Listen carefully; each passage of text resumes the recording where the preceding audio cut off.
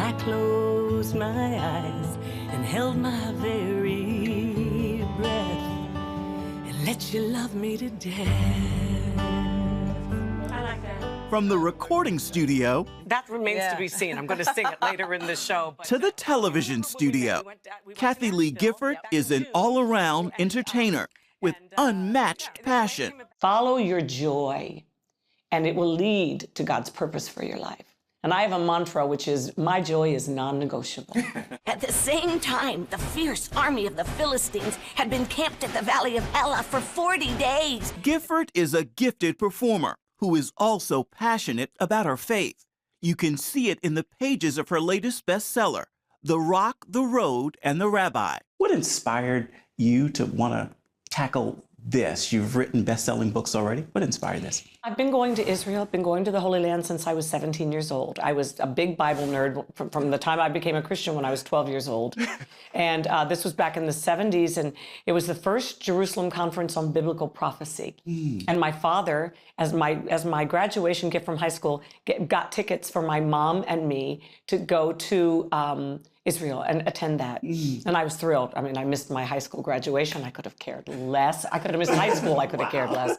I always was anxious to get to the Holy Land and be where everything happened and just soak it in. These are snapshots from one of her trips to the Holy Land with Rabbi Jason Sobel, who helped her to write the book. In 2012, my husband and I went on our first, what we call a rabbinical trip.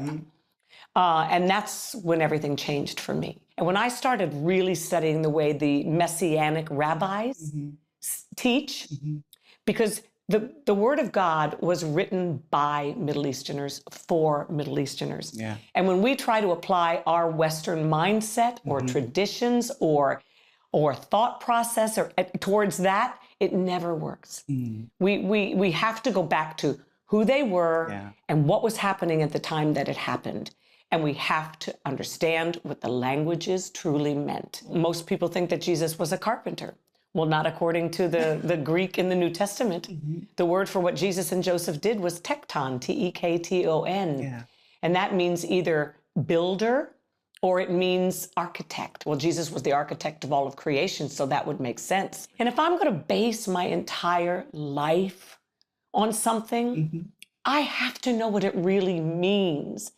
Many people call themselves Christians. They've never even read the Bible, much less know what it says. Kathie Lee aims to make the pages of the Bible come to life and encourage people to read it more. If you know Israel, there's like a 3-mile circumference around the temple. Everything was about worship at the temple. Everything was about the spilling of blood for the atoning of sins in the temple. Those shepherds were Levitical priests, shepherds. And those lambs were born for the same reason that Jesus was in Bethlehem, right there, to be sacrificed for the sins of the people. And what did they do? What did they do to the lambs as soon as they were born? They wrapped them in swaddling clothes and laid them in mangers. This is a kind of journey we go on in The Rock, the Road, and the Rabbi. It is so. And I hope it ignites people's faith. We are so lukewarm. In our society today. Our battery is like on critical mass or something. And because we're not understanding what the Word of God really says, therefore we're not applying it properly in our own daily lives. Absolutely. And we're living half of our faith out because we're not living our Jewish part. Yeah. And I think you say it really profoundly when you're talking about how it came alive for your husband. Yes. Religion versus relationship. I don't want religion in my Scripture. life. I don't want religion. I want relationship with the living God. Is there a favorite place for you to visit since you've been so many times? If you were going and could go to one place, what would you say go? Oh, that's an impossible question to answer. I adore En-Gedi because so much of our life is in desert.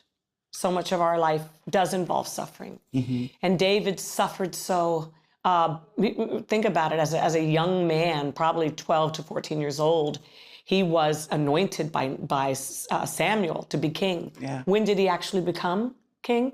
When he was 30. 30. That's a long time to wait on God. And half the time to be separated from his loved ones and his family and hiding in caves from King Saul, who wanted to kill him. Here is also a reminder of God's provision, an oasis in the desert for all who believe. Ephraim Graham, CBN News, New York.